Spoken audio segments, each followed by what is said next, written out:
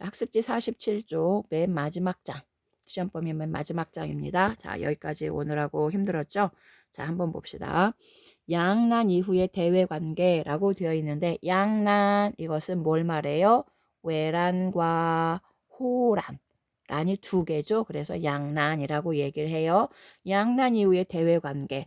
그러니까 이 양난 이후를 우리는 조선 후기라고 얘기하거든요.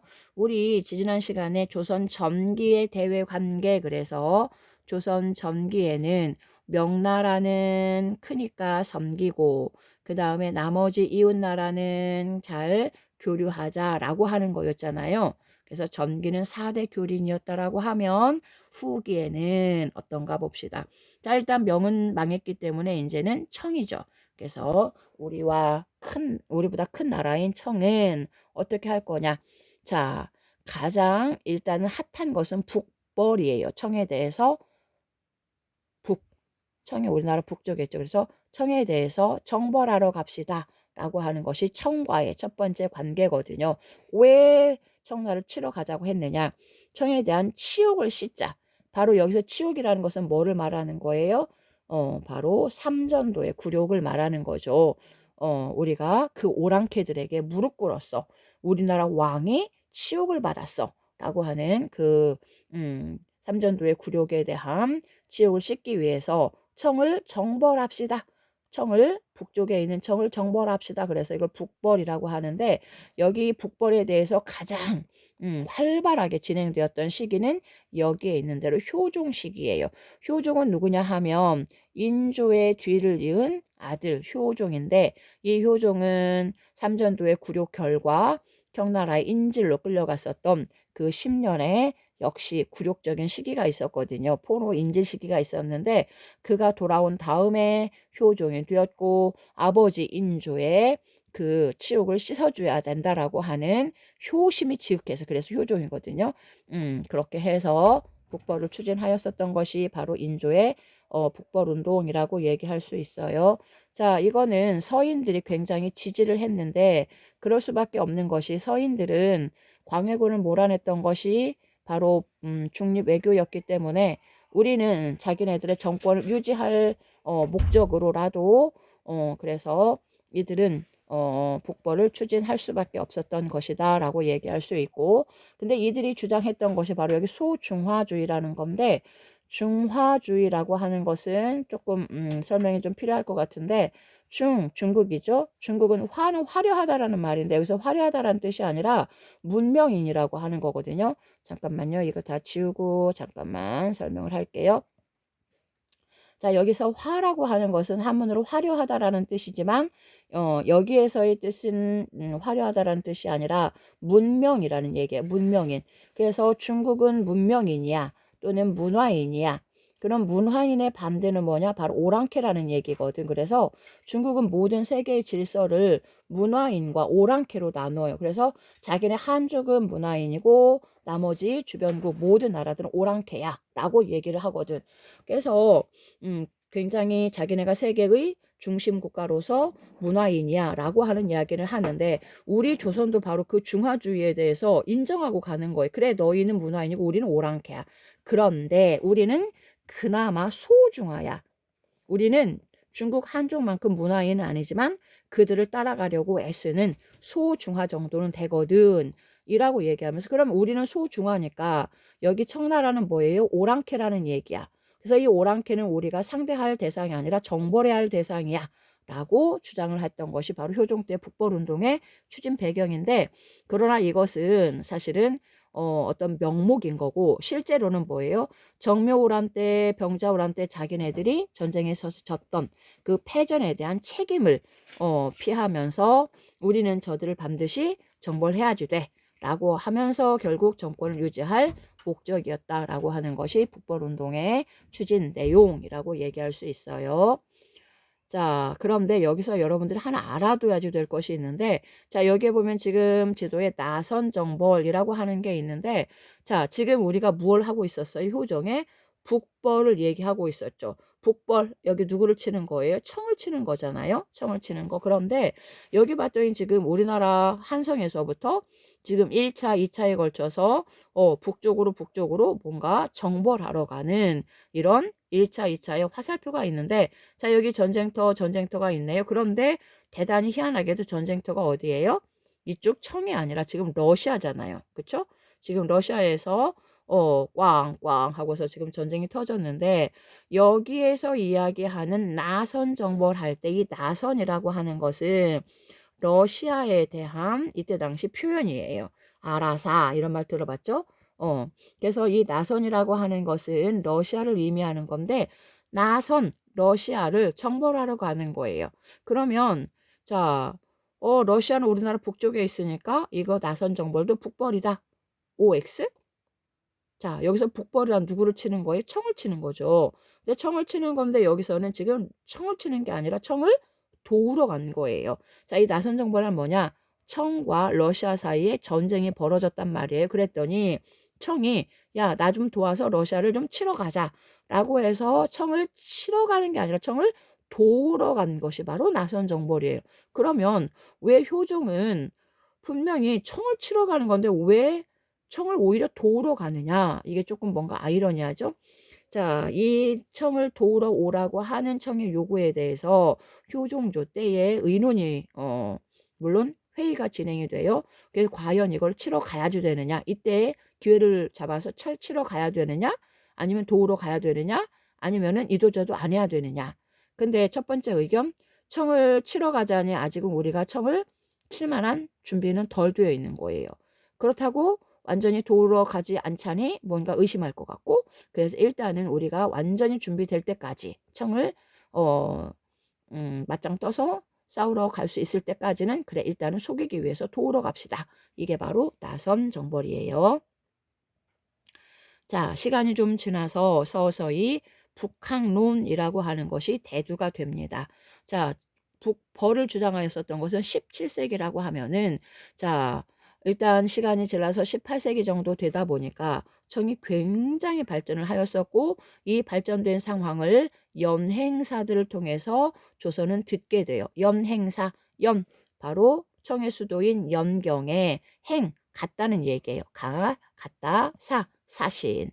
자 이렇게 해서 연경의 간행 사신 이 사람들 연행사라고 얘기하는데 이들을 통해서 청에 발전된 상황을 듣게 되고 그래서 얘들을 치러 가는 것은 대단히 무리가 있으며 그 다음에 무시만 할 것이 아니라 배워야 우리도 역시 더 발전할 수 있지 않겠니? 라고 하는 북학론으로 나오게 돼요.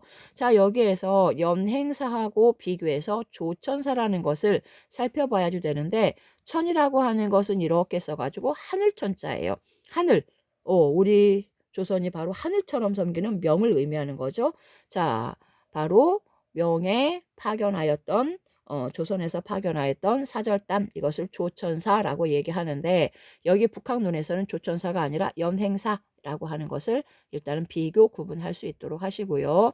자 이렇게 해서 이들이 연행사로 갔다 오고 나서 우리나라의 청의 발전된 걸 소개하다 보니까 바로 우리나라의 실학자들, 일부 실학자들, 특히 이들을 뭐라고 해요? 북학파라고 해요.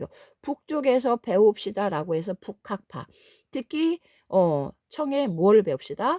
상공업의 발전이 얼마나 중요한가라고 하는 것을 이들이 터득하게 되면서 이들을 중상학파라고도 얘기하거든요. 그래서 북학파, 중상학파 이렇게도 얘기하는데 바로 이들이 배워야지 됩니다. 저들을 오랑캐라고 무시하는 것은 대단히 어리석은 것입니다. 왜? 이래야지 우리가 뭐 할 거니까 부강해질 거니까 라고 얘기를 하는 거예요. 자 이렇게 하면서 18세기 들어가면서 오히려 북학론으로 바뀌게 되고 북벌론은 서서히 사라지게 된답니다. 자 이제는 완전히 주제를 바꾸어서 새로운 주제로 넘어가 봅시다. 자 백두산 정계비 간도 영유권 그랬는데 자 백두산에 비석을 하나 세웠어요. 어떤 비석이에요? 정했어요. 개는 경계라는 얘기야. 자 여기 있는 것처럼 조선과 청 사이에 국경 문제가 자꾸 문제가 생기는 거예요. 여기가 네 땅이니 내 땅이니 이걸 놓고 자꾸가 생겨나면서 18세기 초 18세기 초 숙종 임금님 때에 그래 너희와 우리 사이에 한번 경계선이 어디까지인지 이것을 비석에다가 새겨 넣읍시다 라고 하면서 비석에 새겨 넣은 것을 백두산에 세웠는데 이것을 백두산 정계비라고 얘기를 해요. 자, 이 백두산 정계비의 내용을 보면 잠깐만요. 지우고 자, 이 백두산 정계비의 내용을 보면은 어떻게 되어 있냐면 자, 백두산에서부터 동쪽으로는 토문이에요. 서쪽으로는 압록이에요. 자, 이런 글을 비석에다 새겨서 백두산에다 세웠거든요. 그래서 동쪽으로는 토문이야, 서쪽으로는 압록이야 그랬는데 여기 18세기 초 여기 있는 것처럼 18세기 초에는 이게 토문이 어딘지 압록이 어딘지 다 알았던 것 같은데 자, 여기 보면 지금부터 한 150년 흘러서 19세기 후반에 되었는데 압록은 알았지만 토문이 뭔가 이름이 바뀌었던 것 같아요. 그래서 18세기 초에 있었던 토문이라는 것이 19세기 후반에 가면 토문이 어디인지 뭔가 강의 이름이 바뀌다 보니까 토문강의 해석을 놓고서 서로 다른 주장을 펴면서 감도가 도대체 누구의 소유이냐 이 감도라고 하는 지역, 영역이 누구의 소유냐 놓고서 결국에 우리나라와 청 사이에 문제가 생기게 되는데 잠깐 지도를 봅시다. 자, 비석은 지금 여기 백두산에 있어요. 서쪽으로는 압록이니까 자, 이렇게 해서 이렇게 되고요. 그 다음에 동쪽은 이게 문제라 그랬죠. 토문이 문제라 그랬는데 자, 중국은 토문은 두만강이야 하다 보니까 중국 측이 주장을 가면 이렇게 되는 거예요. 이렇게 근데 여기 지금 지도에 보면 토문이라고 하는 게 있지만 19세기 후반에는 이 토문강이라고 하는 게 지금 어딘지를 전혀 몰라서 그래서 우리는 중국은 도문이야라고 두만이야라고 얘기하고 그다음에 우리 측에서는 뭐라고 해야 되냐 도문강이야라고 얘기를 하는 거예요. 도문강. 이 도문강은 여기에 지도에 있는 것처럼 요 근래 들어서 이게 어디에서 토문강이 여기다라고 하는 것을 알게 됐는데 바로 도문 우리가 얘기했던 도문 이거를 토문으로 본 거예요. 그래서 중국 측의 주장대로 하면은 두만강에서 압록강까지가 우리의 영역이 되는 것이고 그 다음에 여기 이 토문강이 우리의 영역이라고 하면 어떻게 되는 거예요? 잠깐만 지워볼까요? 자, 지워보면 어떻게 되는 거예요? 자, 압록강에서부터 잠깐만요. 자, 압록강에서부터 토문강까지야. 이렇게 하다 보면 바로 특히 여기가 바로 우리 땅이 되는 거예요. 이걸 우리는 뭐라고 얘기하느냐? 북간도 동간도로 이야기하지만 그냥 크게 간도라고도 얘기하거든요. 그래서 이 간도의 영역이 누구의 영역이냐? 이걸 놓고서 결국에 우리와 중국 사이에 문제가 생기는 거죠. 그런데 지금은 찾아올 수가 없는 거예요. 왜? 지금 여기는 중국이 차지하고 있고 중국이 차지한 지 100년이 넘으면 국제법상 이것은 그들의 지금 현재 소유하고 있는 그 나라의 땅으로 인정이 되는 국제법상 찾아올 수가 없게 되어버렸어요. 자, 이번에는 일본과의 관계로 한번 살펴봅시다. 자, 국교가 재개되었다라고 되어 있는데 일단 임진왜란을 겪으면서 양쪽 사이에 국교가 단절되었겠죠. 근데 도요토미 히데요시가 사망하고 히데요리가 쫓겨나고 도쿠가와 이에야스에 의해서 에도 막부가 들어서는데 이 에도 막부는 조선에게 계속 요청을 하는 거예요. 국교를 정상화하자고 요구를 하게 되는데 이들의 주장은 뭐냐? 우리가 너희를 공격한 거 아니잖니?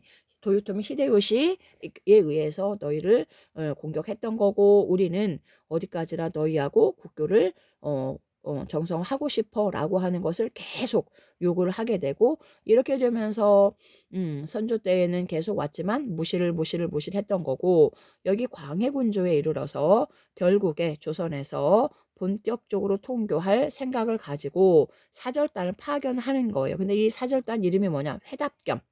회답이라는 건 뭐예요? 뭔가 소식이 왔을 때 그거에 대해서 답하는 것을 회답이라 그러죠. 그래서 일본 측에서 계속 지금 편지를 보낸 거다. 너랑 계속 관계를 갖고 싶어? 국교를 정상화하고 싶어라고 계속해서 사절단이 왔으니 그거에 대해서 회답하는 겸 쇠환사. 자, 환이라고 하는 게 돌아온다라는 얘기예요. 임진왜란 당시 일본이 퇴각하면서 우리나라에서 수많은 백성들 인질로 잡아갔죠. 그래서 그들을 족쇄처럼 채워가지고서 지금 붙들고 있는데 그네들을 돌아오게 하기 위한 사절단, 그래서 쇠환사라고 얘기하고 해서 일본 측의 외교 문서에 대해서 회답하는 겸 그다음에 우리의 백성들을 돌아오게 할 겸 바로 이 쇠환사를 파견을 해서 그렇게 해서 기유 약조를 통해서 결국 우리 백성들을 다시 돌아오게 하고 그다음에 그때로부터 본격적인 통교를 하게 돼요. 자, 이렇게 국교를 정상적으로 이제 갖게 되었으니 국교 정상하게 되었으니 사절단이 왔다 갔다 해야 되겠죠. 그게 바로 통신사예요. 통신사. 자, 여기에서 여러분 무엇랑 혼동하면 안 되느냐? 수신사랑 혼동하면 안 돼요. 자, 통신사는 여기에 있는 대로 외란 후에 보내는 거. 통신사는 외란 후에 보내는 것이고 그 다음에 수신사는 개항 후에 강화도 조약 후에 보내는 것이고 그 다음에 통신사는 여기에 있는 대로 조선의 문화를 일본에 전하는 거예요. 그러니까 우리가 우위인 거예요. 그래서 일본 문화 발전에 굉장히 큰 영향을 끼쳤다. 오늘날의 한류 스타들 정도 생각하면 될까요? 그 정도의 존재가 바로 일본인들에게 열광적인 그런 환영을 받았던 것이 통신사인데 여기 수신사는 오히려 우리가 개항 후에 일본에 파견하는 것으로서 일본의 발전된 문화를 파악하고자 보냈던 것이 수신사. 그래서 여기에 지금 1811년까지 보냈다고 되어 있는데 강화도 조약이 1876년에 이루어지죠. 1876년. 그래서 여기서 여기까지 한 70년도 안 되죠. 한 60년 정도 지났는데 그 60년의 사이에 일본은 메이지 유신을 통해서 굉장한 발전을 하게 되고 그래서 완전히 반전의 결과로 초래되는 것이 이 60년의 갭이라고 얘기할 수 있겠죠. 그 다음에 이제 마지막으로 안영복의 영토 수호 활동이 있는데 우리 모두 여기 바로 독도에 대한 것을 아마 여기 안영복이가 주장했던 것은 알고 있을 거고 이거는 복잡하게 하지 않고 그냥 안영복이가 영토 수호를 위해서 일본에 갔었어 라고 하는 정도만 파악을 하도록 합시다. 자, 여기까지 해서 시험 범위 마쳤습니다. 수고했어요.